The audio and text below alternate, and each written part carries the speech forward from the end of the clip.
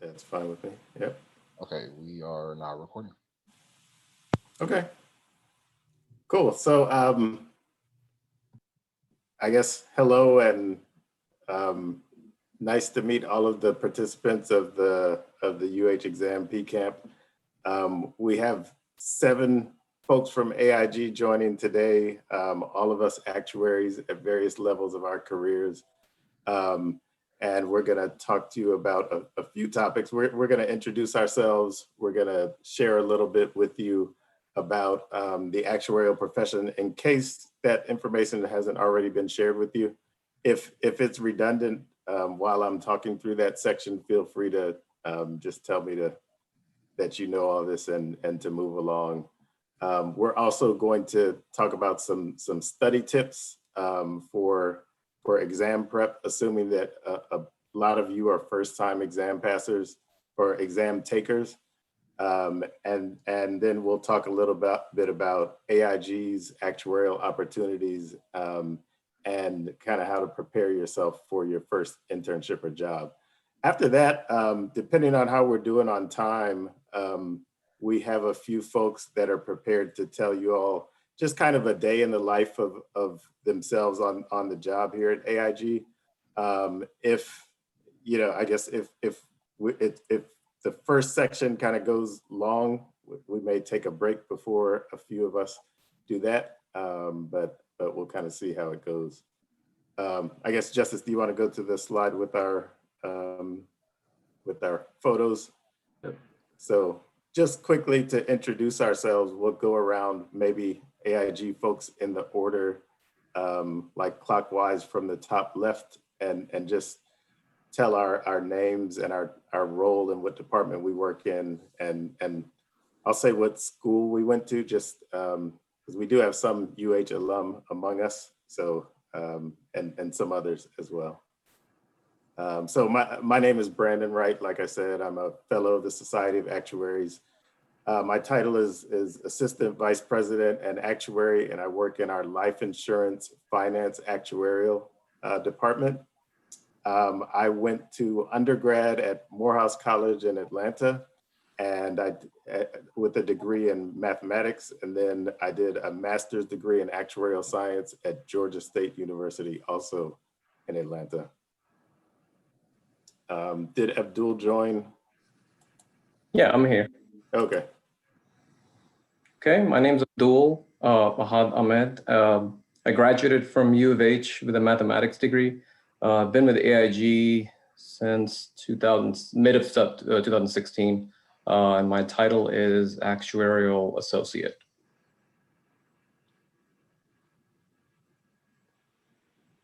All right, I guess I'm next. Hi, I'm Christina. I am an actuarial associate on the institutional markets pension risk transfer pricing team. And I am a University of Houston alumna. I majored in mathematics and economics and graduated in 2018. Okay, I'm next. My name is Sean Gillens. I'm an actuary associate. I currently work for the consolidation team. I have an undergrad in computer science and a master's in actuarial science from Temple University in Philadelphia. Okay, I'm Nick Franzese. I'm an assistant actuary, an associate society, knocking on the door, a fellowship, hopefully. We'll find out in about a month. I report directly to Brandon. So whatever he doesn't want to do, I do, which is a working relationship so far. I went to University of Texas at Austin. I had a business degree and a math degree. Our math degree had the actuarial department in it.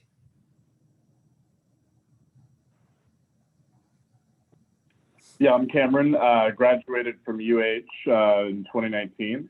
I graduated with a math degree with the finance option. Right now, I'm working as a QA analyst and an actuarial assistant in our actuarial marketing software department. My name is Justice Washington. I'm also an actuarial associate. I work in variable annuity model testing. I graduated from the University of Texas at Austin, 2016. I majored in mathematics with the track in actuarial science. All right. Thanks, AIG folks. And so as we were going through that, I just thought maybe I know we have a good amount of time left.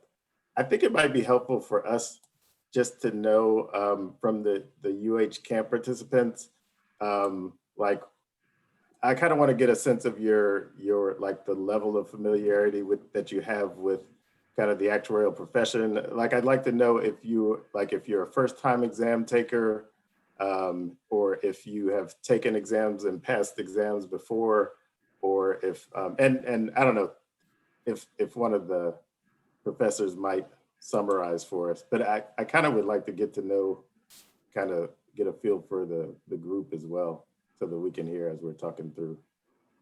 I see one person responded in the comments, first time exam taker. Anybody else want to speak up and kind of let us know? Yeah, 2. Okay. 4. Yeah, it'll be my first time trying to take the exam as well. Okay. So is it mostly first time exam takers? Yeah, I believe that's the case. Okay, cool. And what about familiarity with like insurance and the actuarial profession? I guess it probably would have been smart to set this up as like a survey beforehand, but generally are folks familiar with how insurance works and the actuarial profession and how to get involved? Or for a lot of you, is this this camp your first kind of exposure to actuarial work? I see in the comments cardiology, so pretty unfamiliar with insurance. Good. Okay. I would say I'm pretty new to it. I just switched majors and transferred from Texas Tech, so I'm kind of just starting. Excellent. Okay, that's helpful. I just wanted to make sure that I'm not telling all information that everybody already knows. So I know when you're first starting out, like it can be difficult to find information on the actuarial profession. And so I think some of the information that we prepared hopefully will be helpful to you all, even if you may have heard it once before. Sometimes it's helpful to kind of repeat a lot of the information. So anyway, on the slide that Justice is sharing, so just to start out, there are 2 governing bodies in the United States that govern the actuarial profession, and that grant the designations for actuaries. And so obviously, you know that there are a lot of exams involved in becoming an actuary. And so this slide kind of lays out for the 2 governing bodies, what are the requirements as far as exams are concerned to get the various designations. And so the Society of Actuaries on the left is the life and health insurance branch. So the branch of actuaries that deal with life insurance and your health insurance from your employer or whoever. And the Casualty Actuarial Society on the right credentials actuaries that work in property, casualty insurance. So for home or insurance for like executives' liabilities or things like that. So there are a lot of kind of different types of insurance products under each of those, but largely life and health insurance is governed by the SOA, and property casualty insurance is governed by the CAS, as it's called. And so the exam tracks are a bit different for each of the 2 societies on the SOA side. And so just another note, all of the 7 AIG folks that are on the phone are all life and health actuaries. And so we all are on the society, or completed the Society of Actuaries exam track. And so that's what we're most familiar with. But we also kind of showed the CAS track as well, just, so that you know kind of the differences and the options.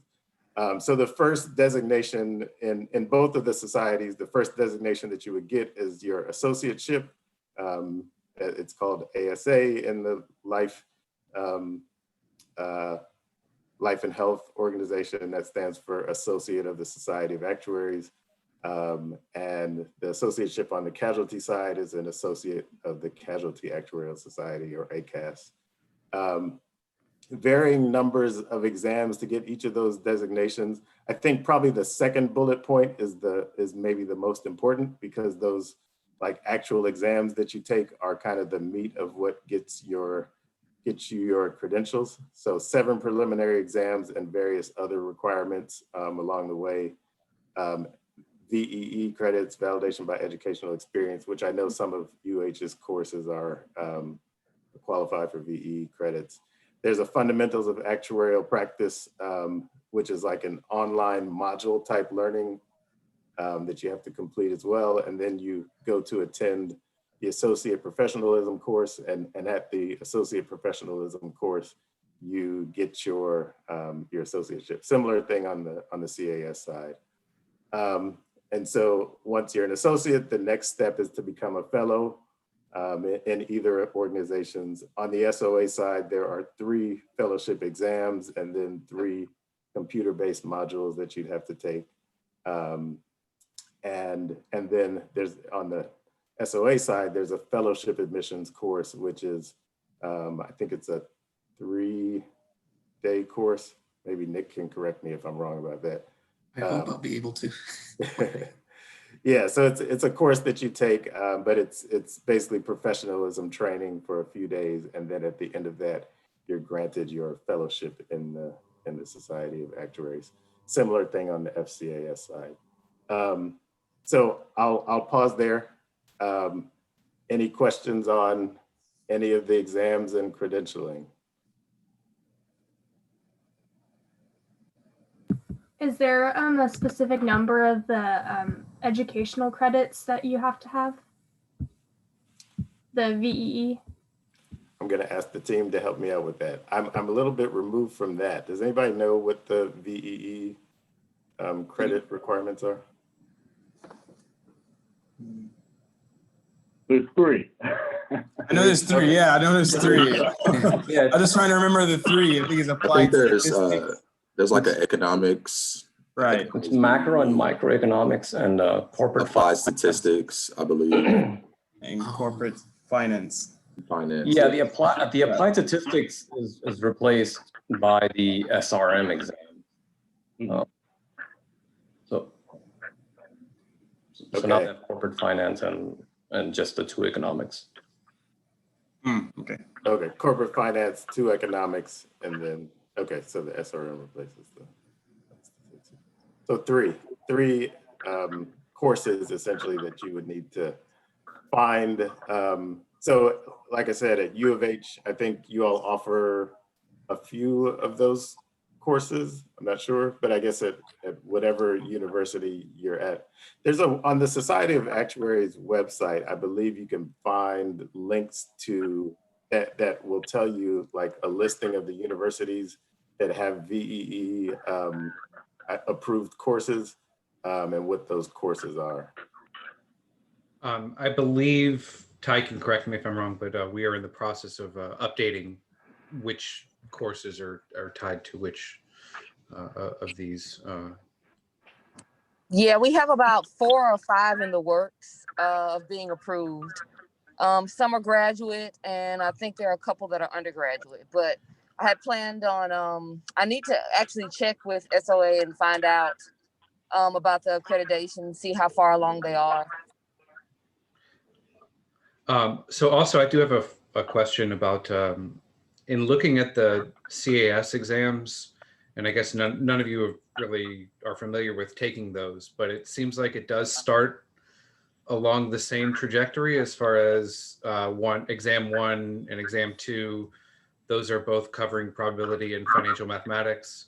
So do you know, I mean, if you start down one path and then you go the other, are you starting from scratch? Do any of these credits for exams transfer in your experience, or based on people that you know in those fields? That's direction of my question. It's a good question. I was thinking about that too, because when I first started taking these exams, I mean, the first, I think 3 or 4 at the time through IFM, which was C, and no, IFM was MFE and STAM was C. and I might be a little bit off. They used to be like a one-to-one overlap where you could be graduating with 4 exams and then you have your pick of track. And in recent years, there's been more and more split to a point where I'm pretty sure P and FM are 1 and 2. I'm not 100% sure if that still even holds anymore. The transferring of exams between each other is pretty limited as far as I've understood. It's getting a lot more split as time goes on to a point where, and I was going to add this as a point to others, you kind of have to start picking your track now and thinking about where you want to go in the future before you graduate. Be honest, I graduated with the 2 that I had, and I was like, I'm going to be whatever actuary the job gets me first. And that's what happened. And now I'm a life actuary. It's worked out. I've enjoyed it. And it would have been where I would have wanted to go, I think, because I like the long term of the products. But that's a long way of saying you've got to start thinking about which of these 2 you want to pick sooner than I think earlier students get to. So hopefully we're steering you toward us, but you know, make a choice that works for you. Yeah, I'll say that a couple things on top of what Nick mentioned. So just to be sure, AIG does in fact we sell life insurance, health insurance, and property casualty insurance, and we have both types of actuaries. All of us work within our life and retirement organization, and so I work with these folks closely, and these are the folks that I was able to pull together to talk to you all. The other thing is at AIG, our actuarial student development program, which is the program for anybody who's pursuing fellowship in either of these societies, that actually is housed within our life and retirement organization. So we have a full student program that I think Nick will tell you about a little bit later. But that is for the stuff on the left, basically. On the casualty side, they don't have like a formal student program, but they do have people that are working through their exams for the Casualty Actuarial Society as well. Another point that Nick made that maybe was apparent from all of the discussion that we just had is that this exam process and the syllabus and the requirements for fellowship, they change every couple of years. And so when I started taking exams, the requirements were quite a bit different. And so it's good to kind of stay on top of and become familiar with the requirements along the way so that you can understand the steps between now and your fellowship, because these requirements will change as the organizations kind of reevaluate what's the most effective way to educate and develop credentialed actuaries. The other just note about the 2 societies is that the point about the exams being like qualifying you, the first 4 exams qualifying you for either of the societies a few years ago, and then that changed. The organizations have gone back and forth, and it's kind of like ways like every 5 to 10 years, they change their minds about whether it makes sense to educate all of the students the same way and whether the exams should cross over. And then every few years they'll split again. So it's kind of like a moving target. So just kind of have to keep up with what's going on in the industry and the profession. But certainly think about, at the point we are now, not as many of the exams are transferable. And so it's a good thing to think about which direction you would want to go. And so my final piece of information or advice that I wish somebody had given me when I was an early exam taking student about how to choose which direction you want to go. Look at the companies that you think you might want to work for and look at where their headquarters are. Again, maybe this is not so important because of COVID and the way that everybody's working from home now. But there are some insurers that are just write property casualty insurance. There are some insurers that just write life and health insurance. And so if you see yourself living in a certain area, for example, some of the companies are more concentrated in one area than another. For example, AIG is the only large life insurer in Texas, right? And so basically all of the life insurance and health insurance actuarial roles in Texas, or in Houston particularly, are at AIG for the most part. We have probably 100 or 200 actuaries in Houston, but there are not a lot of other life insurance actuarial employers. And so if I wanted to change companies, I would probably have to relocate to another state. So take a look at where you think you might want to live and see where actuarial roles are located. That might help you decide which track you want to go to.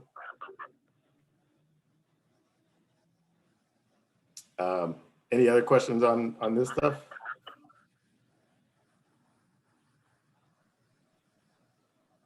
All right.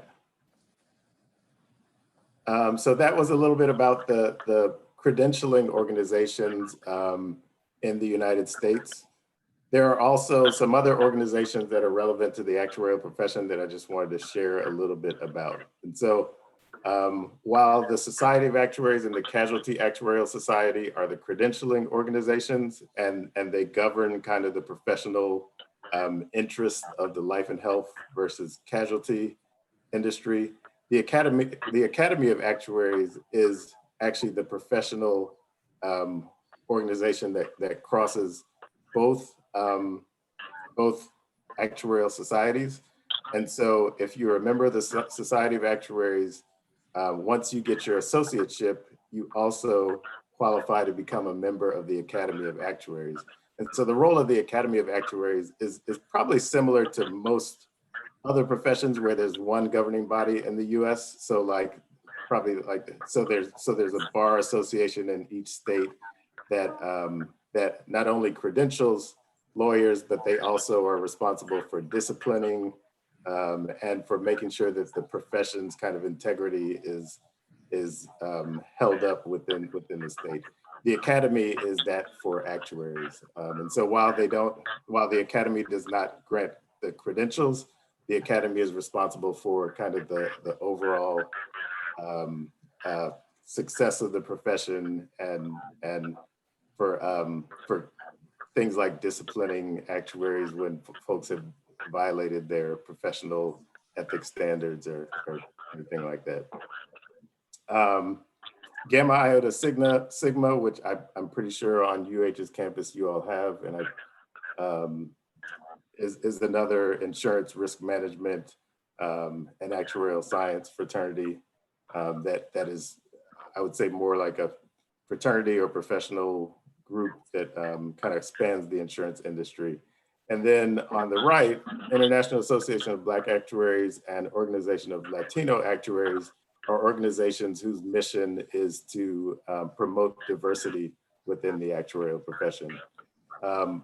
I know that myself and several of other folks on this call are members of the International Association of Black Actuaries. I'm actually the Houston affiliate leader for the International Association of Black Actuaries. And so we do a lot of activities that are centered around promoting diversity within the actuarial profession, even here in Houston. And the Organization of Latino Actuaries is a fairly new organization, but similar purpose to AIBA, but obviously the focus is on Latinx actuaries. So any questions about any of these organizations?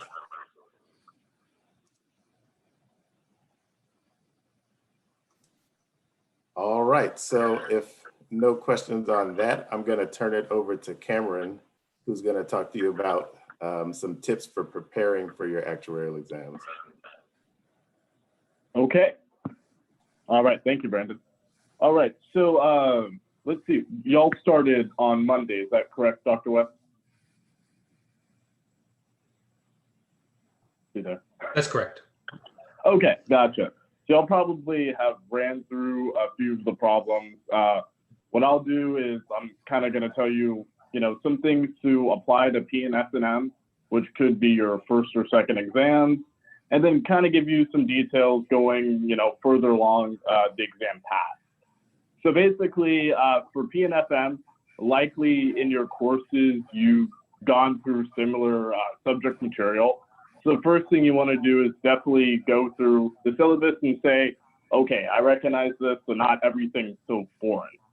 After that, the next thing you want to do is really look and see, how do I want to study for this? Obviously, for this, exam that you're taking for P, you have the winter camp, but that's not going to be the situation for all of your exams. There are a bunch of online engines or programs you can use, coaching actuaries, and maybe you guys help me out here. Can we name a few other websites that offer study materials? TIA. Help me out. You have coaching actuaries, you have TIA. I think that's Infinite Actuary. I think that's the name of it. Okay. Those are the two that I think we predominantly use. Okay, gotcha. Right. So yeah, definitely one of the things you want to go through is, see which one works best for you. I know for P and FM, coaching actuaries is the most popular. So, you want to go through that, get familiarized with, the different types of techniques. With those websites, they'll offer exam type questions that you'll notice are, just about as close as you can get for what is actually going to be expected on the exam date. I know in the winter camp, they offer questions pretty much from coaching actuaries, so they match up very well. As you're going through your plan, you want to create an agenda. You want to prioritize what's going hard, what's easy for me, what's something I have to spend a lot of time on. That's something that's, just going to be going along with the growing process when you take all these exams, whether it's 7 or maybe 8 by the time you're done with it. Another thing you want to definitely do is, not underestimate the time. A general rule of thumb is you want to do about 100 hours of studying per exam hours. I think we're on the next slide. Thank you. So for PNFM, that amounts to about 300 hours of studying. Some people do double that. I've heard, plenty of people doing half that. Props to you people. But you definitely don't want to underestimate that time, because getting that failure is really devastating. I've gone through a few myself, but it really does teach you, hey, this is something I need to sit down, take a lot of time for, and make sure, every table's covered, basically. Another thing that's really big here is the exams are going to go for about 3 hours. Obviously, when we're in college, we're not taking exams that are really anywhere more than 2 hours with your finals. So working up that stamina and taking about maybe 5 to 10 exams before the actual exam date is really advised. Let's see where we're going. All right. And then, for coaching actuaries, I put a little note at the bottom there. It says 90% of adapt exam takers get an earned level of 7 to pass. So 90% of those who achieved an earned level of 7, they end up passing. Now, this is obviously something you don't want to take for granted. You take that with a little grain of salt. It doesn't necessarily guarantee you're going to pass. And you'll notice with other websites and other study manuals that things are going to be a bit different. And as Brandon mentioned earlier, the exams are constantly changing. So with that, the companies that make the study materials are going to take a little bit of time to catch up. So say for SRM, which they mentioned is a replacement for one of the VEs, Coaching Actuaries only has an earned level of 5 currently right now. So really it's going to be, taking it back to the first slide that we had here, familiarize yourself with the syllabus, familiarize yourself with the exam material, and that's going to be your ultimate key to success. And definitely reiterating it again, take as much time as you can, do something every day. For your first 2 exams, you definitely want to try to get 3 hours each day and make sure it's just cemented in your head. And you'll have a really good feeling walking out of Prometric with a pass in your hand.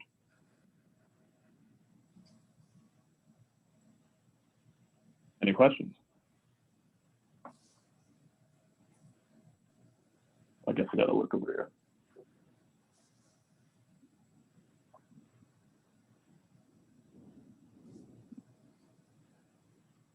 All right, I'll progress on ahead then. We're going to talk a little bit about the internship and employment at AIG. I'm going to keep it AIG focused. This is some general information, but mostly AIG centric in what I'm going to show you here. So you go for it. Thank you. So first off, here's a kind of our blanket disclaimer at the top of the internship, top of the slide there. It's talking about the internship. It's a 10-week program over the summer, basically and it depends on different school let out times. I'm not exactly sure. I think U of H basically just falls in our standard 10-week timeline. So you fit right over the summer. You'll be working with us. We do have the locations. I want to talk briefly about the locations first. We have Houston, Nashville, and Woodland Hills. Those are kind of our three life side mainstays in terms of locations. Obviously, it was a little different this year. We had a couple of people working remotely. So it was a smattering of just random locations where people were working out of with work laptops. Obviously, it had an impact on the 10 weeks where some people were waiting to get their laptops and everything like that. So everything's a little variable now. I can't promise what summer 2021 is going to look like, or summer 2022. I won't pretend to know anything at that point. But we adapt the internship to get the interns working, and that's the key. Our interns do real work. We have them do things that we end up using. I remember my internship project, I think they're still using it. They probably shouldn't, but I built something that they were using in Excel for a long time. Our recent summer interns work for our team directly. We've used her work as a backbone for what we've been progressing going forward. This is real stuff. When I was looking for internships, I remember a couple of companies kind of describing things as they give you a fake work project and you present on it at the end. And I thought that was odd. It was a little different. We throw them into the work. Sometimes you'll get projects assigned by the manager that can be done start to finish over the 10 weeks. Sometimes you'll be assigned a project that's been going on for years and will go on for years after you. It really depends on what we have, what's available, what work needs to get done. I think that diversity and experience is important. And considering how we try to keep our interns together as a group, whether in person or remote, we actually did a pretty good job with that too. They share experiences with each other. No two interns are really working on the same things, and they got really interesting insights to share with each other. The long-term project folks talking to the one and done project folks, and they have different experiences there. So I think I love the internship program. I was an intern myself, and I came back to AIG right afterwards, and I thought it was all worthwhile time. I really enjoyed it. Just talking quickly about the qualifications: minimum 3.2 GPA, graduating within 2023. I think that should mean no freshmen.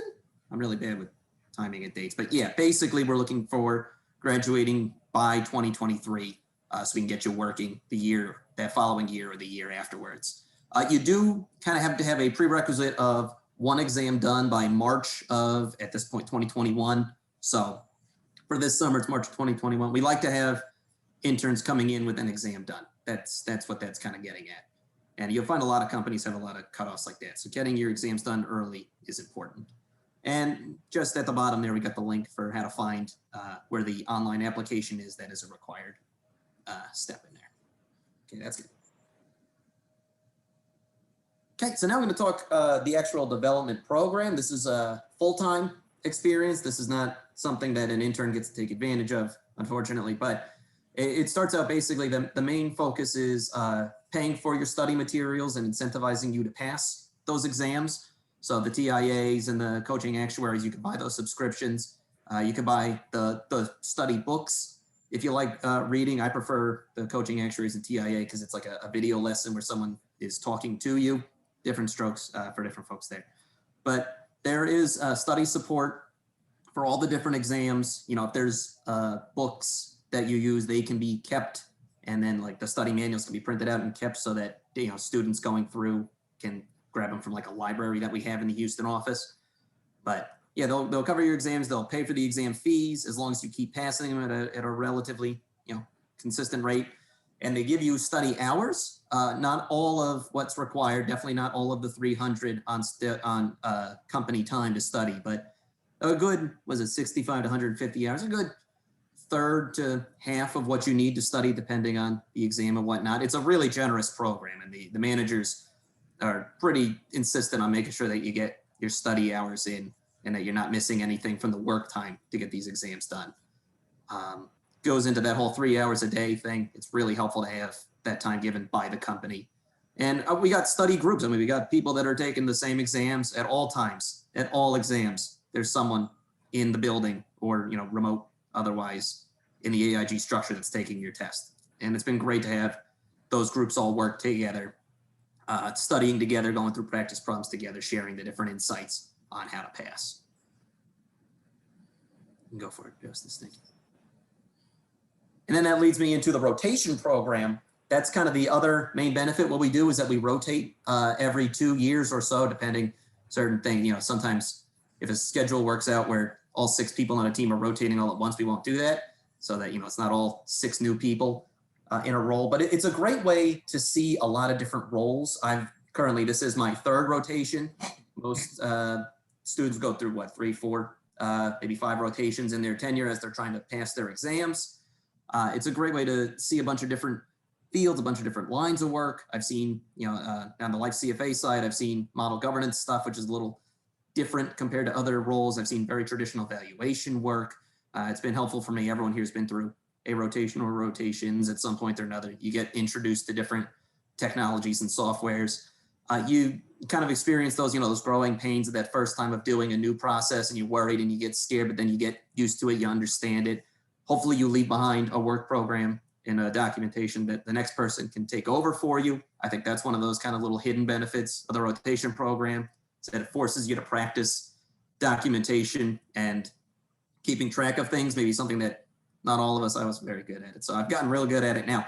So it's a great way. You can't really leave your current position if you don't leave documentation to move up. You know, you can't just leave that work behind and then pretend it didn't happen. Someone has to take it over. So that whole practicing, handing off usable information to another person is invaluable. The rotation, we kind of do like they choose based on the timing, how long the student's been there, what the seats are looking for, and what the students are looking for in their rotation. I don't know how many specifics we need to go into on that, but basically we make sure that everyone gets as close to what they want or need as possible. You know, limited seats, you can't get everybody everything, but it's a great program. It's one of the big perks of AIG. Other companies have stuff like this, but nothing's as clean cut as what we have, I'll be honest.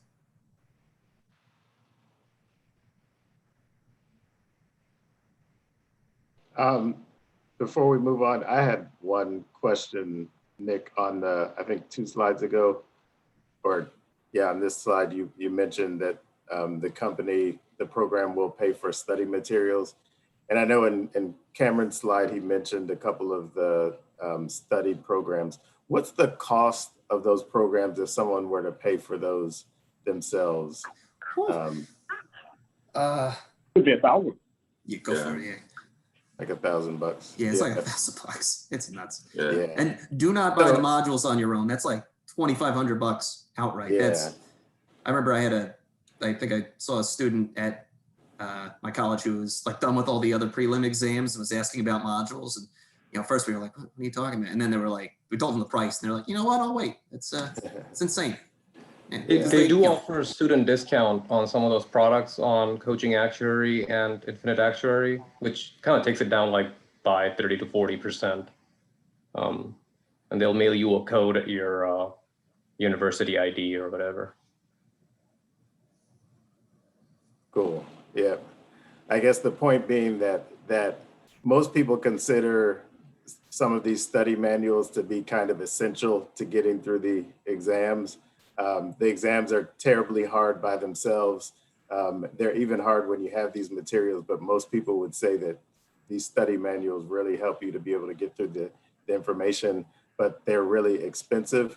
And so, you know, it just really makes sense as a goal to plan to get yourself into a company's program that will help offset some of the cost of the study materials and the exams. Otherwise, it just becomes really difficult to do it on your own without the support of a company.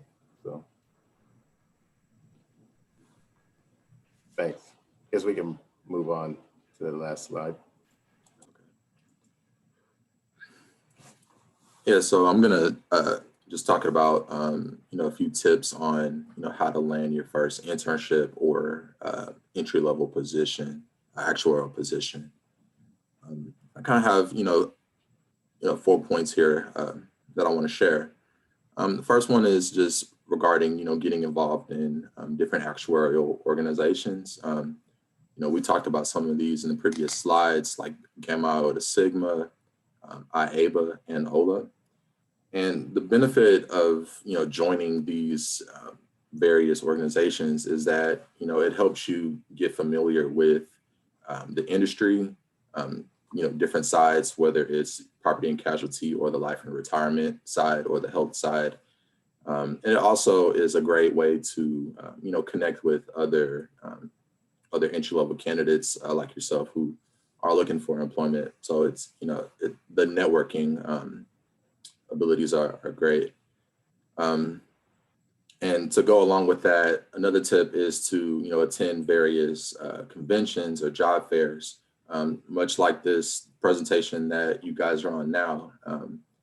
It's just a great way to, one, get your name out there, to connect with different employers, in that way. So, if you do end up applying to, different companies, those employers may already be familiar with your name. They may be familiar with your resume.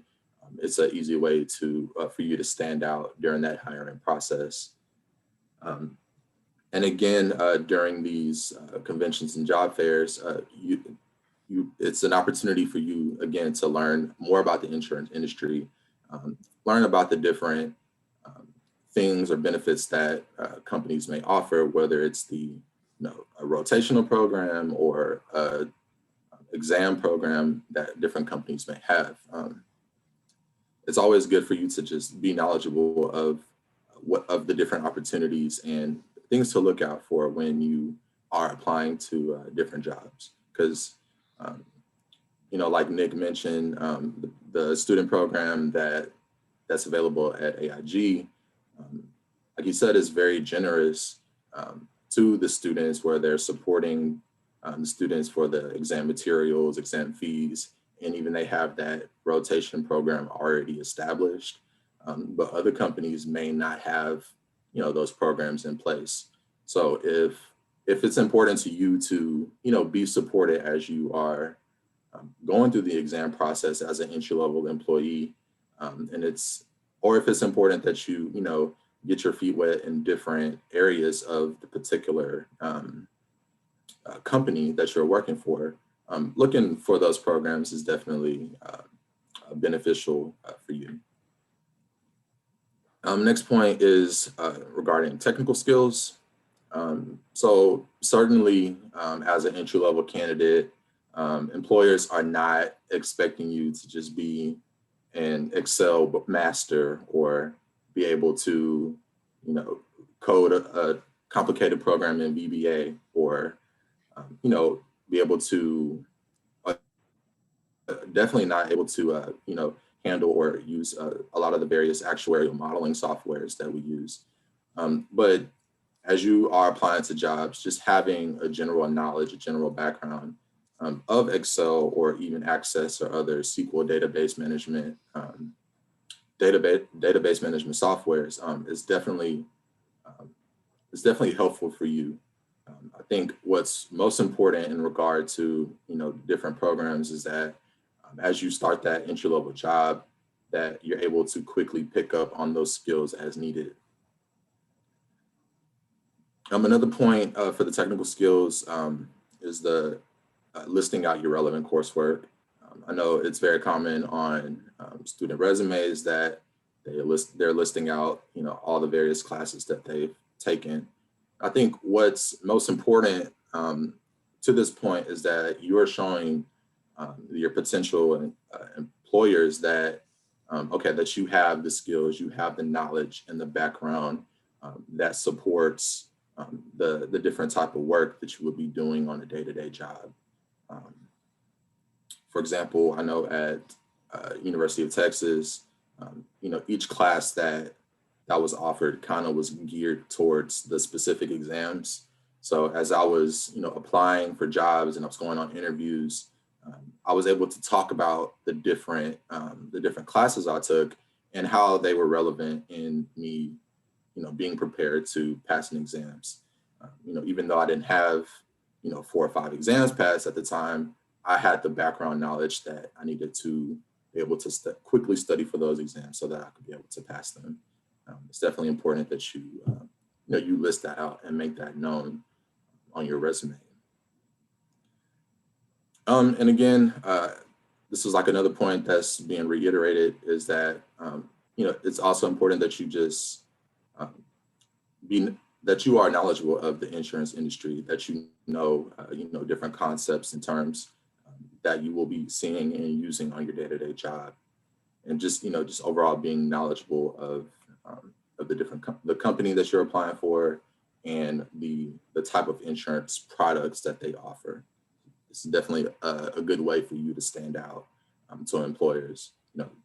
Lets them know that you're not just applying to the company trying to get a job, but you actually know a little bit of the background of the products that they're offering. Moving on from the technical skills, there's other different programs that actuaries may use that as entry-level candidate, or as you are in college, you're still in school, that you can kind of pick up and get your feet wet in some of these programs. You see them listed here is RStudio, Python, and or SQL. Particularly R or RStudio is even used in one of the SOA exams, which is exam PA. I haven't taken it. Is that Sean? I think Sean, you took it, right? Yeah. So that would definitely come in handy for you to just know the syntax of the language and perform well on the exam. So, yeah. Okay, thanks. And yeah, other programs like Python and SQL. For example, with SQL, in my experience, I didn't have any exposure to SQL really up until last year, where I was rotating into a new position, and in that position, they use SQL a lot. So I was able to kind of pick up on that and learn what I needed to learn. So definitely, if you are coming into an entry-level position and you kind of have that experience, you have that background, it'll definitely help you stand out and be a better prepared candidate. And the last point that I want to make is, as you're applying for different internships and entry-level positions, is that you need to get that first exam out the way. Normally, when you're applying for jobs, having 1 to 2 exams will definitely, for most companies, give you the qualification to even be considered, for an employment opportunity. So definitely, while you're in school, if you have the ability to, focus on that exam P or exam FM, whichever one you decide to take first, it's definitely going to be a necessary requirement as you start applying for jobs. I think that's the end of our presentation. I think we'll pass it on to Sean, Christina, and Abdul to talk about their day-to-day. Yeah, just I guess, Dr. Weston, Ty, are we good? Do we need a break? I know it's been like 45, 50 minutes. We were just gonna let 3 folks talk about kind of what they do on their jobs. Do you feel like a 5-minute break, or do you want to kind of power through the rest of it? I'm not sure. Gregory, what do you think? I think a 5-minute break would be good. 5-minute break? Sure. Okay. So back at, what's that, around 1 o'clock? Yeah. Sounds good. Yeah, Okay. sounds good. Thanks.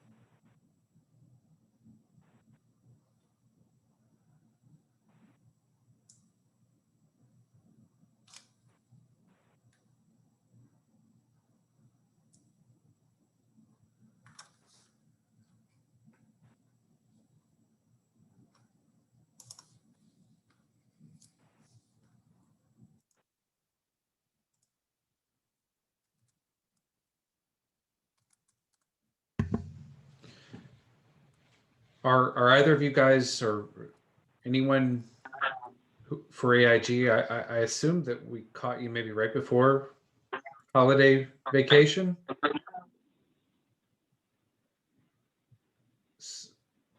Yeah. So, well, I guess people take off at different times, but like we have Christmas Eve and Christmas Day, and then New Year's Eve and New Year's Day are company holidays.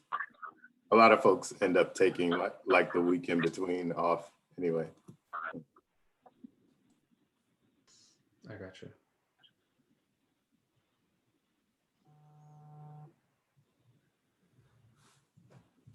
I see there was a question in the chat regarding the material I just presented. So I want to make sure that we can get that question out. Yeah, do you want me to wait until we know that everyone's here? Or yeah, definitely. Definitely, we can wait. Okay, just let me know.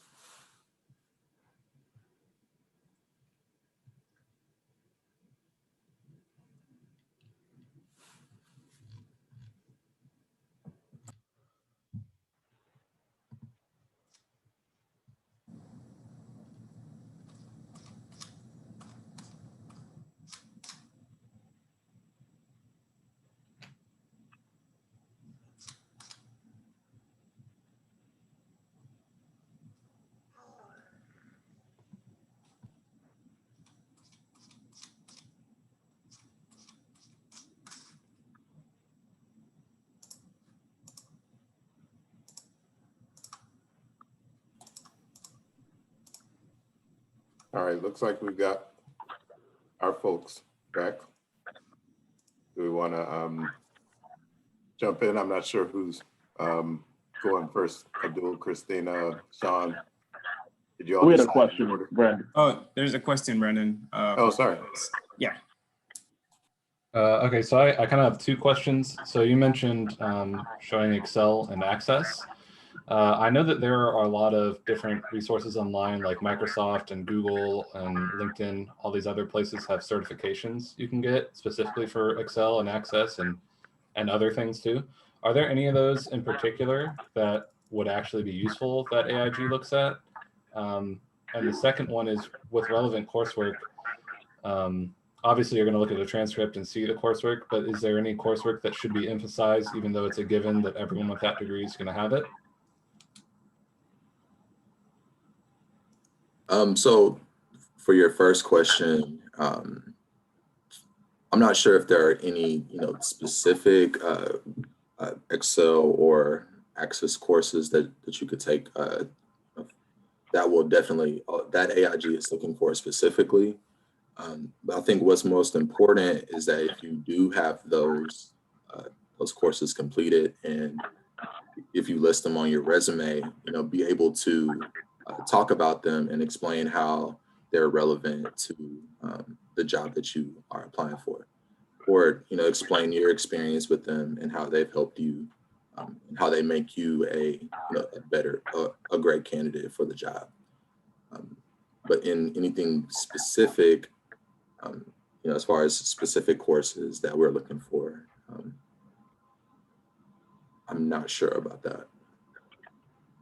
Here, I'll answer that from a UH perspective. I graduated about 18 months ago. One thing I would say, Travis, is for relevant coursework. Oh, my camera's over here. I don't know which path you're taking, but I took the financial math option for the math degree. You're taking that one? Mm-hmm. Okay, so if you so for your senior courses, you'll take stochastic processes, and I forgot what the second part of it was, ILIA. Both of those courses were really good in showing my skills for ISM. So whenever I had any interviews, they were asking me, the stock price diagrams or option pricing diagrams, and they had me draw one. So I'd say that, emphasizing certain things like that, data mining classes would be pretty valuable.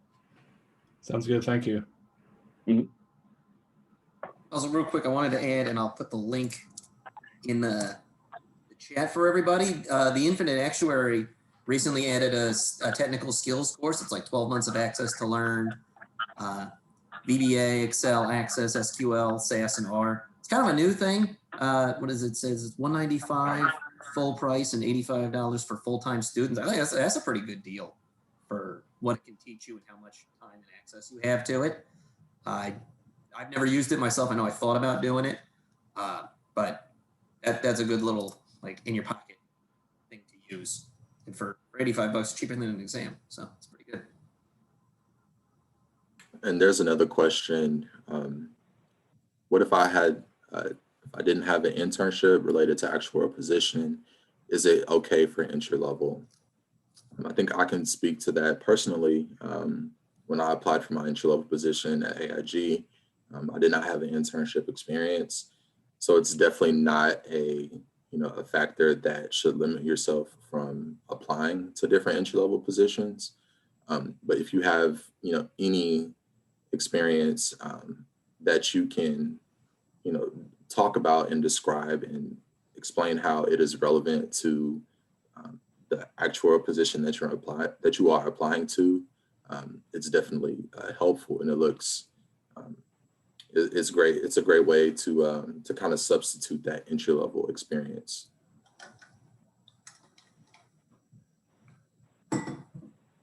I can add to that as well, because I didn't start off as an internship position. I started off as a contract employee, business analyst, and then moved into a permanent position at AIG. So definitely internship is not a requirement, but if you do have it, it does help. But you can substitute that with the relevant work experience or anything of that sort.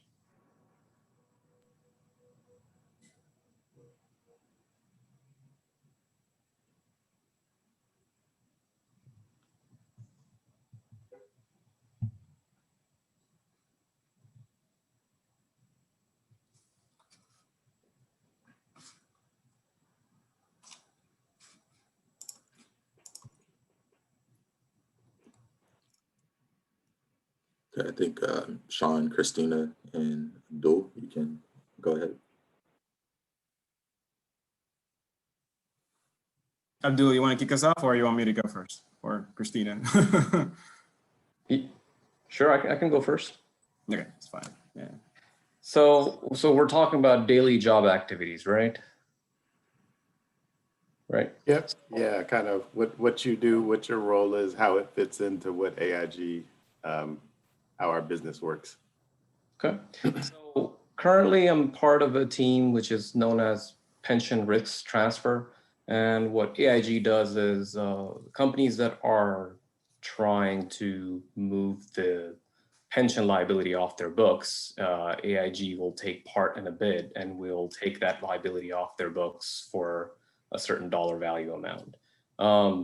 So what we do as associates, as actual associates, provide support for calculating the cost of liability. So we'll be provided the population of the participants and then various information regarding the participants, such as their birthday, where they reside.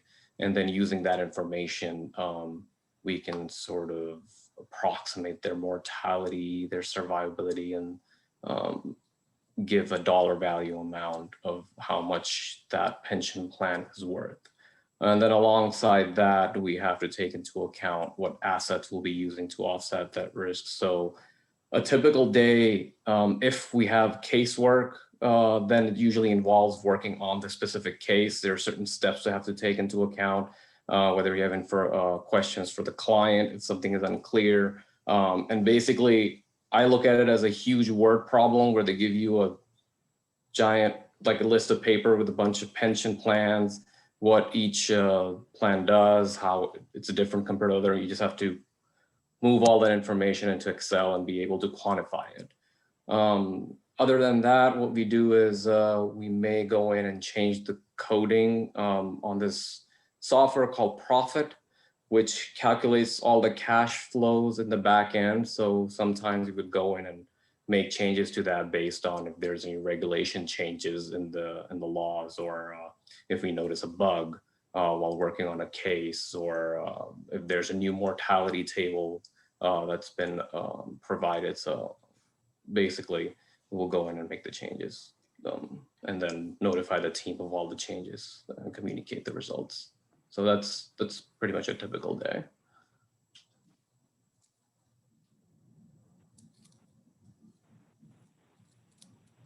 Yeah, Christina? I guess I can add on to that, Abdul. So this is my second rotation, and I recently transferred to Abdul's team in the summer. So a lot of my time up front was, participating in training sessions, which are pretty common throughout the department because we have so many students that are actively rotating. So every 2 years, we'll rotate typically, like they mentioned before. So there's a lot of support up front from the managers and people exiting the roles to train you and get you up to speed on what to do. Another unique thing about this team, I think, is we provide a lot of support to other teams. So for instance, if we win a deal, that means that that annuity contract is now going to be on our books, and we need to perform valuations for it, incorporate it into our cash flow testing functions and risk management functions.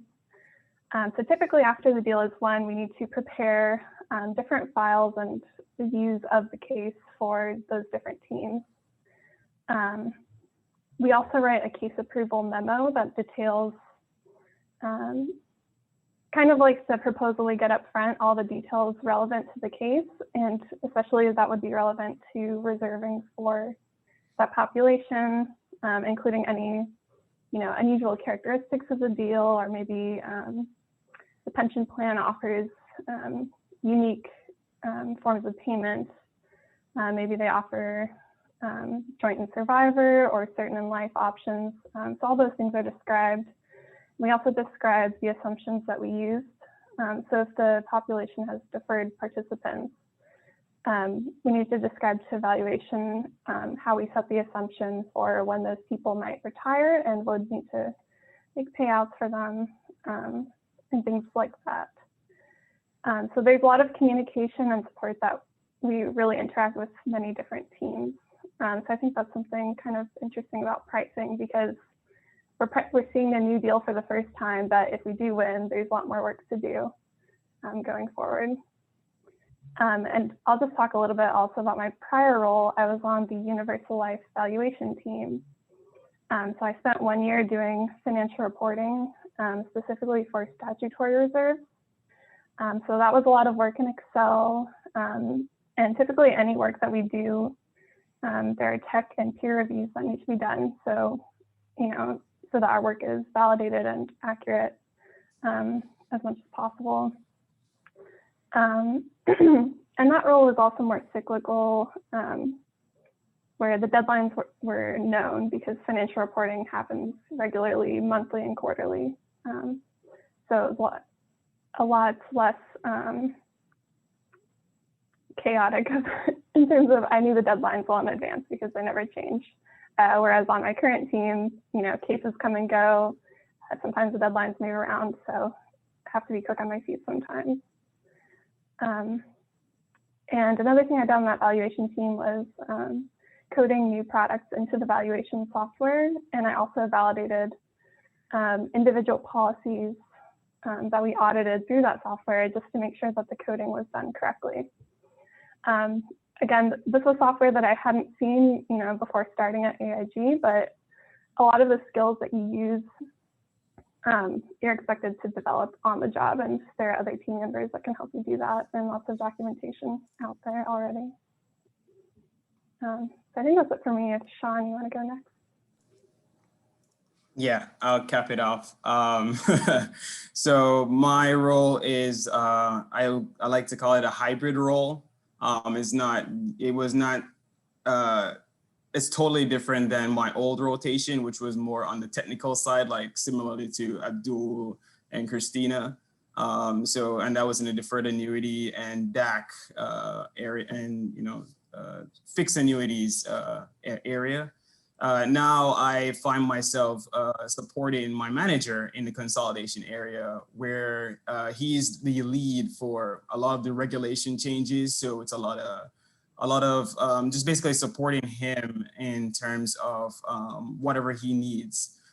So when it comes on to building your non-technical skills, this role really screamed that.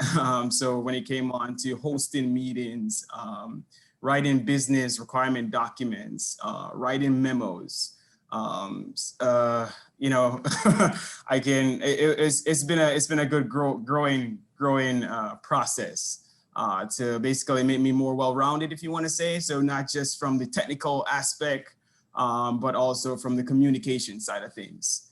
And so a couple of the regulatory changes that are coming through the pipeline is long-term targeted improvement.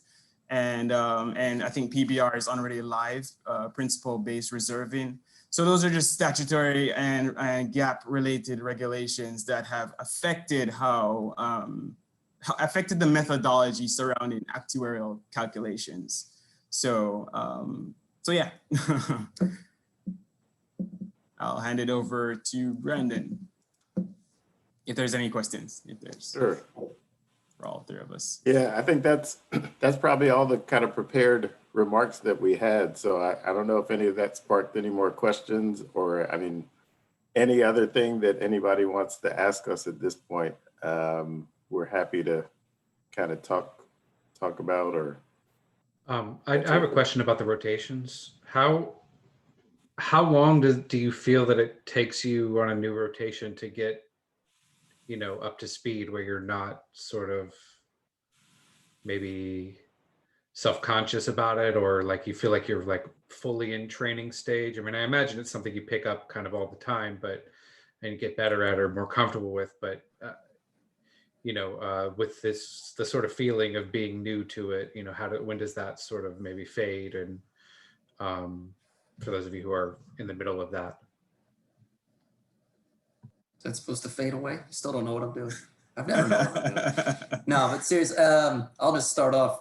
It depends on the role. Like some of the more regular valuation type stuff, like everyone was saying, it's every month or quarter. That's X number of trial runs at that. Eventually you're going to figure it out. I would say you start feeling comfortable maybe 3 to 6 months in. You feel more comfortable 3 to 6 months in. You don't feel comfortable, I guess. It depends on your definition of comfort. Like with my current role, there's a regular process that I do that I've only gotten to do twice, so I'm still kind of growing on it, but I'm getting more used to some of the other more ad hoc type things. I'm getting a feel for some of the projects that I'm partially in charge of. I don't always know exactly what's happening, so I've always got Brandon to bounce off of on that, or everyone else on the team. But you kind of move with those things as they come, and you adapt after a couple of months. You just kind of get over those jitters. That was like the growing pains I was talking about. Some of the roles, like my last rotation, they never had a student before, so I was kind of out of control and in control at the same time, because I was like the start for a lot of those things. We'll have different roles that will kind of be almost new at that point, so that you won't have anyone previous to go off of. So you're kind of making it up as you go and adding value as you go. I say that kind of to say that even though it doesn't feel like you're completely in control all the time and you kind of want to be, it's not that bad. We're a very supportive and helpful group of people around here who want you to learn and grow and try things. We don't, punish you if you've made a small mistake or something that you could fix for the next time. We work together and we get things done right. Don't let that fear hold you back. You won't feel completely sure of yourself for a while, if ever, but you're in a good place here. You're allowed to learn while you're here. I really like that part of AIG. Yeah, I just add that a lot of, especially with interns, when we get interns and they're with us for a very short time period, it can be frustrating because honestly, the insurance industry and life insurance really, and the workings of life insurance are really tough to learn. Like it takes a long time to understand how life insurance works and all of the inner workings, especially at a huge company like AIG.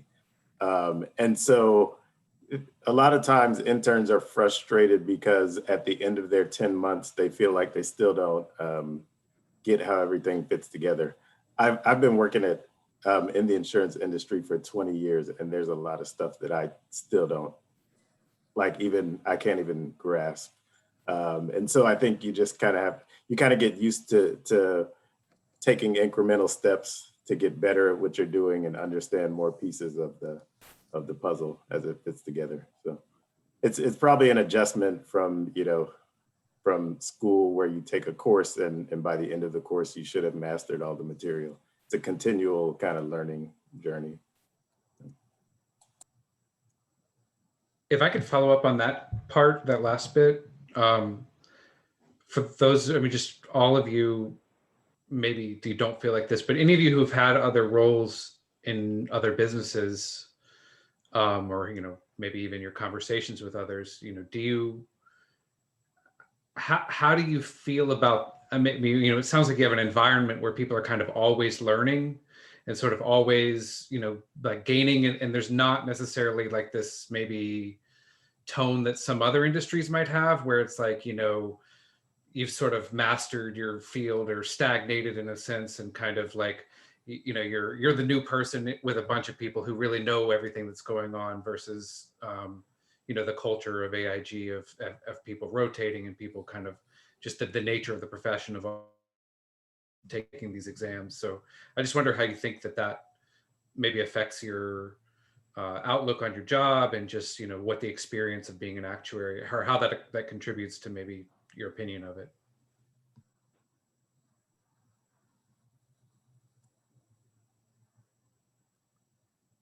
Anybody want to take that? If not, I will. I mean, for me, that's what makes it interesting and fun to do. I mean, so I think people that end up being actuaries are often risk averse. And so a lot of times it might even feel more comfortable if, to get in a position where I know what I'm doing all the time. Nick mentioned that I'm around to help him out with stuff that's going on. I've been in my role for a year and I still don't feel like I know what I'm doing. So my personality would probably say that I would prefer a role where I always felt like I knew what I was doing. But I think the fact that there's so much to learn and so much growth kind of ahead of you always, it kind of makes for a more exciting and interesting career path. So I don't know, I don't know if that answers your question, but that's my view. There's still, I mean, it still makes me uncomfortable that for example, on Nick and I's team, one of our team members is out on paternity leave for the next few weeks. And we have been absolutely I feel like I've been absolutely scrambling this week to try to pick up some of the stuff that he's been doing. But, it's all learning. And so while it's uncomfortable, it's all going to make me a better actuary at the end of the day. Yeah, I can give my take on that also. So just to harp on Brandon's point, for me, my role is very much, it pushes me out of my comfort zone. And so when it comes on to learning, I've never done traditional life or universal life valuation. And it pushed me to learn about all products that AIG is the main products that AIG is offering, and just how they work, how they're valued, the methodology behind them, how the methodologies are changing. So I guess it's just a matter of you kind of, as Brandon says, you're nervous, but at the same time, you just know that it's going to help you to become more well-rounded. So it's kind of like you have to fall in love with staying adaptable. I think that's the best way I can probably put it.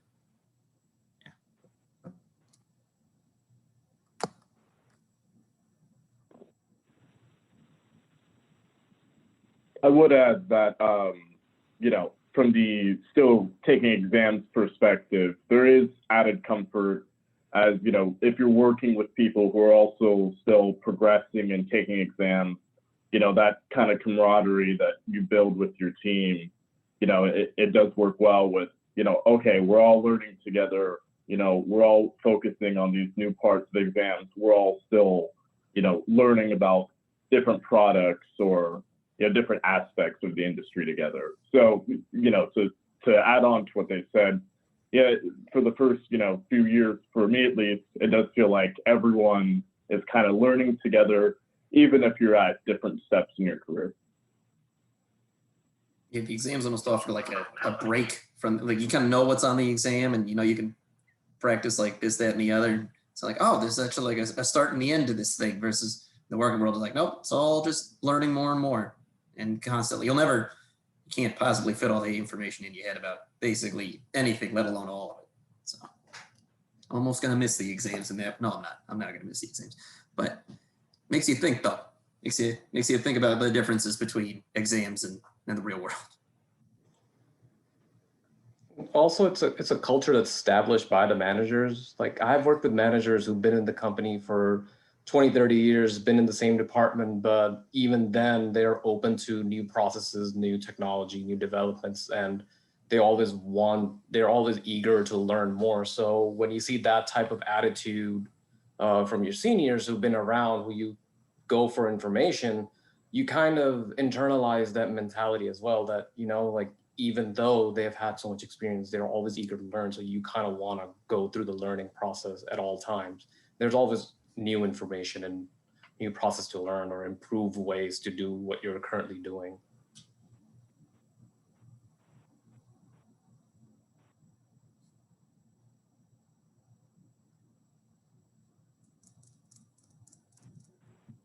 Okay, thank you.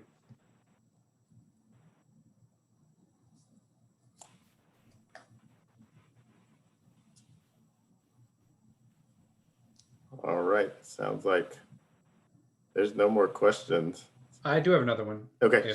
And maybe this is overlaps with the last, but you know, we hear all the time about, you know, the actuary profession, like very happy, well paying, but I mean, what, if any of you would like to offer just as your sort of favorite thing about the job and just, or about the company? I mean, everyone we talk to from AIG, for, you know, the people who are new to talking with AIG people who are in the group, I mean, it's always like this. They're always very upbeat, and they always really, you know, I don't know like who's cracking the whip behind camera, but it is, I mean, it does seem like you guys all enjoy it. And just, if you want to, you know, as a kind of ad for the industry and the company, if you want to offer something like that, I think it would be interesting to hear.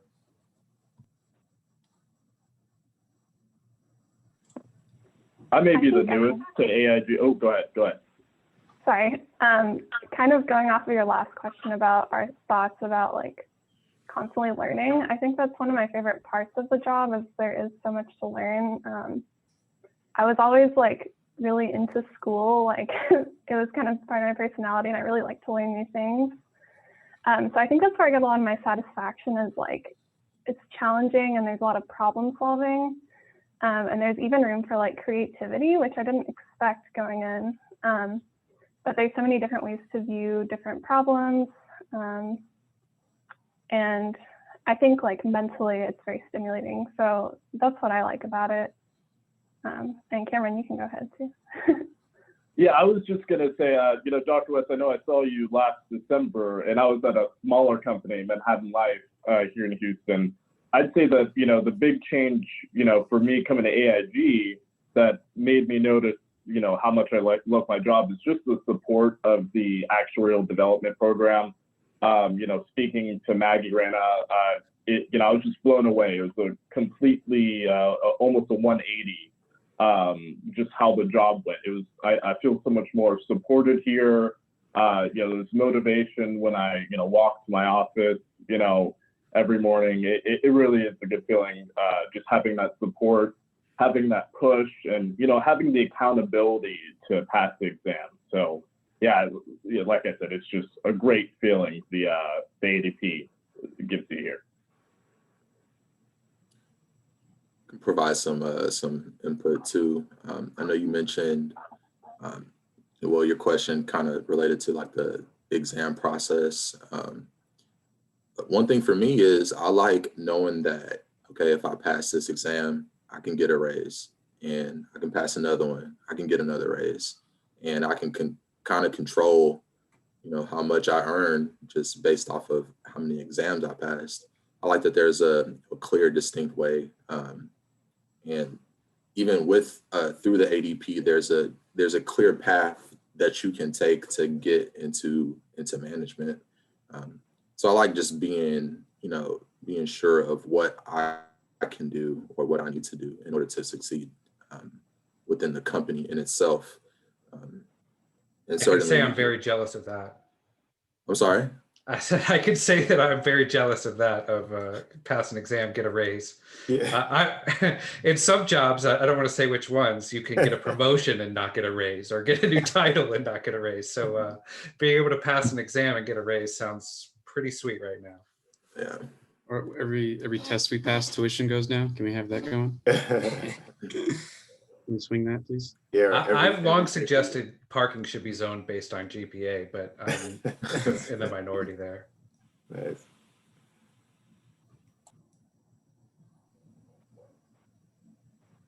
My one add to what the folks already have said about what makes it good to work at AIG.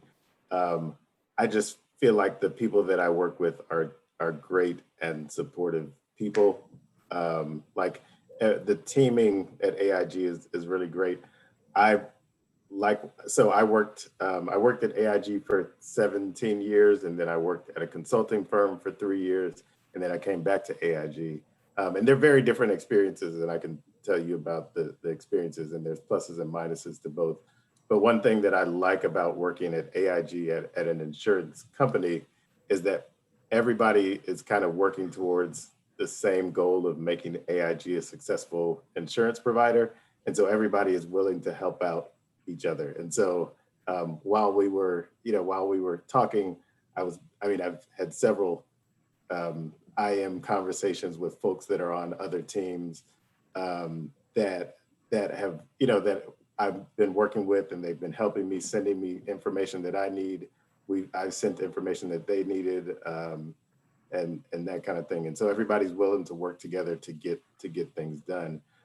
When I worked at a consulting firm, it wasn't the folks did not collaborate as well together, because in a consulting firm, there's an element of like independence, and so your promotions kind of depend on how successful you are at helping your clients out, and and so folks were a little bit more competitive when I worked in consulting, which that can be good in its own right. Also, it kind of brings out the best in you. It makes you put your best foot forward. But the way that people at AIG collaborate, and I've heard that at most insurance companies, people really collaborate and help each other out. So that's my plug for AIG versus a consulting type job.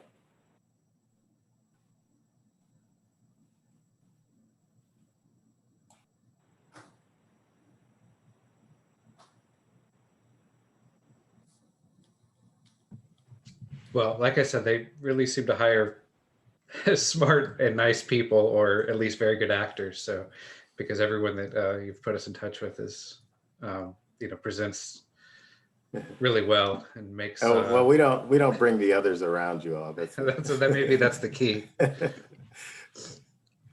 No, I'm kidding. No, everybody's, we have lots of great people that enjoy working together.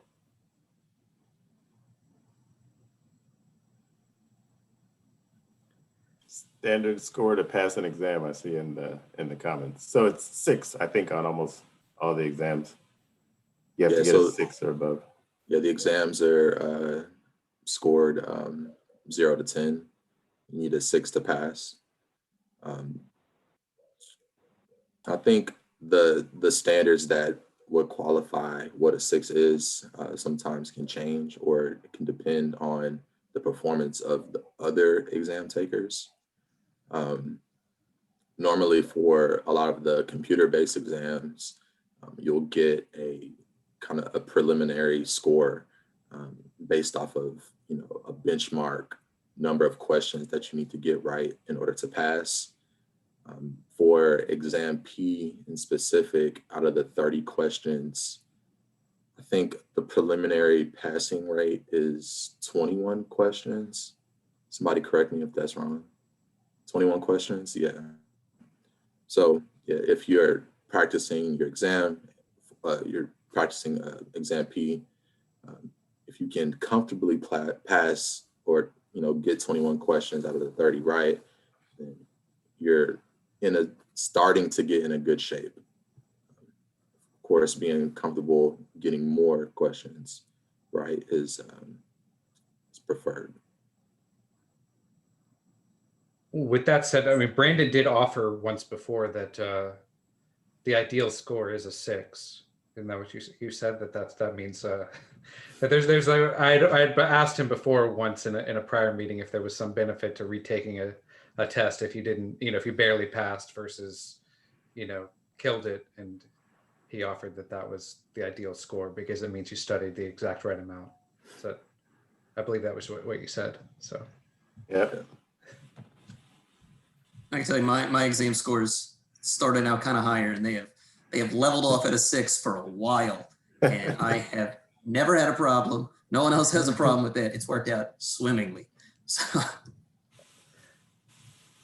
Yeah, so there's a question, does the score matter, or do they just count on pass or not? My experience, the exact score does not matter as long as you passed. So you got a 10, I'd tell somebody, but once you start getting 7s and 8s, you just be like, I passed. That's good enough for me. A 10 or a 6, it's all the same. Exactly, yeah. But the one thing I'm gonna say though, please don't aim to study to get a 6, because you might drop a little short. So try and go for a little bit higher, and then you drop and get the 6. That's kind of the best way to put it. Yeah. Yeah, especially for the ones where you have to wait like 10 weeks to find out if you passed or not. It's a lot better if you can have left the exam and feel, I wouldn't say I've ever felt confident, but at least, that you've got a pretty good shot that you passed. So you can move on to start studying for the next exam in the event that you did pass.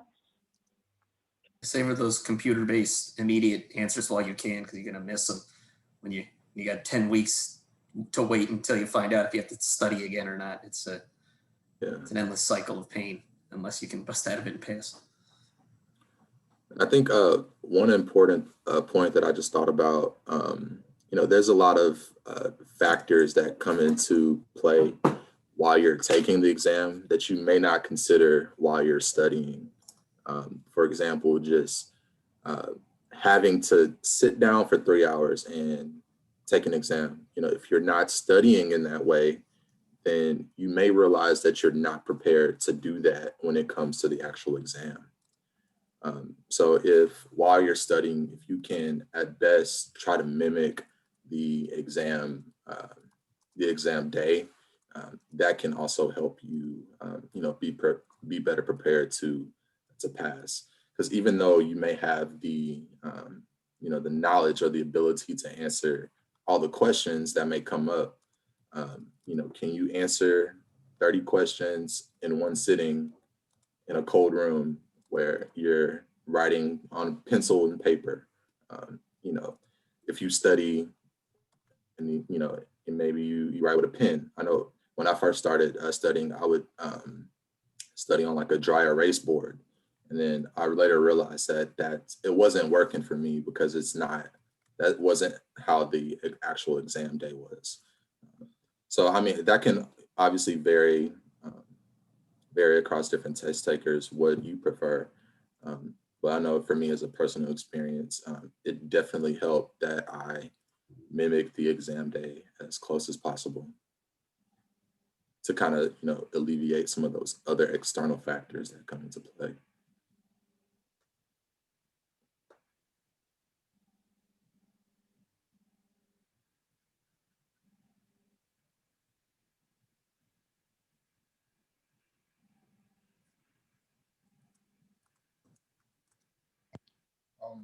correct me if I'm wrong, but you all said AIG is paying for you all to, I guess, complete your exams, right? You've already taken some, but then you all are trying to complete the rest of, like, say, the 7. Yes, they do. They pay for the exam as well as the study material. And so I think somebody mentioned earlier that there was an exam one of you took and then you failed.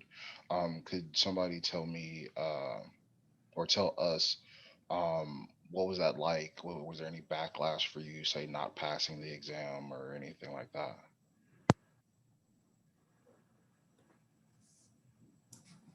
Initially, if you are taking an exam for the first time and you fail, there's not going to be any major backlash that you'll receive. But once you're getting into your second or third attempts, there could be a conversation that would need to be had. And that conversation would really be, to figure out what do you need to, in order to do better? Do you need more study time, or do you need to, change the way you study, whether you're studying in the morning or in the afternoon? At AIG, it's really directed towards providing you what you need in order to be successful. If it comes to the point where you've taken an exam 2 times in a row and you're still not getting, that passing score.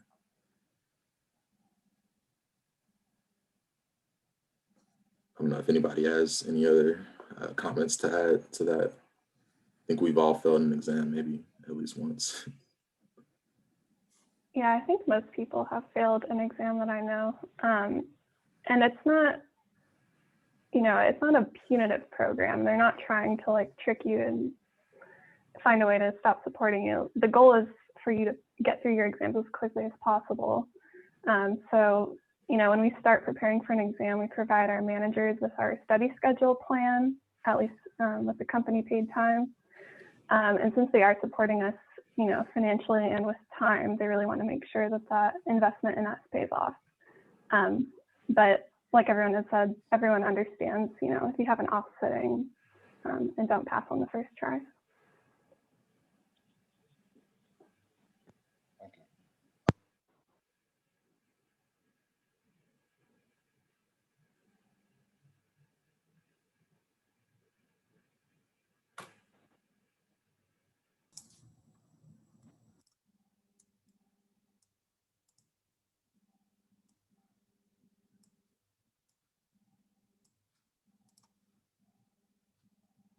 Ty,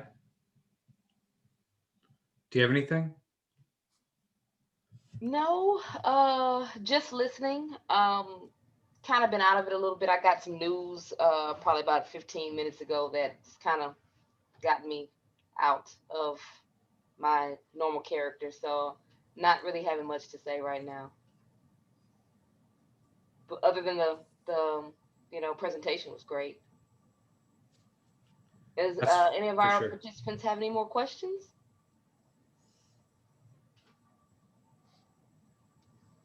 Who's here? Let's see. Well, thank you all for the opportunity to share with you all. I know that we're scheduled to come back in a couple weeks or 2 to 3 weeks on January 4th. And maybe a subset of this group or some of us will be coming back to share again about to go through a case study type problem that is relevant to like the work that we do.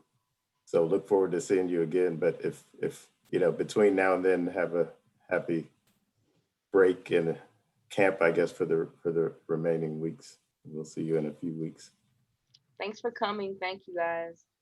Yes, thank you so much to all the AIG presenters. You guys were characteristically great, just like always. So thank you for that. We really do appreciate your time and the opportunity that you're giving our students. It's really an awesome program, and thank you. Yeah, thank you for having us. Thanks. This is where we find our new talent. So. Yeah, sure. And for the people we haven't spoken to before, it's very nice to meet you. So yes, thank you. Indeed. It's nice to meet you guys.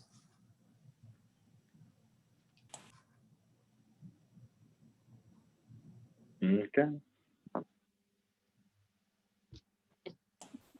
Okay, bye everyone. Bye. Happy holidays. Thank you. Take care. Bye.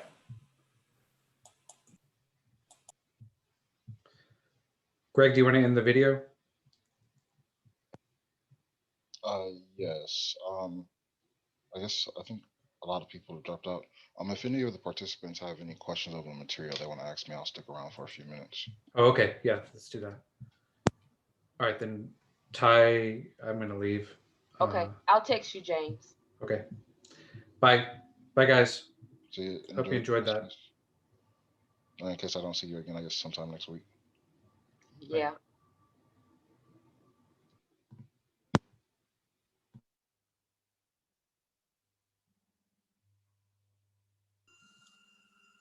I guess I can stop the recording now. Let's see, how do I do that?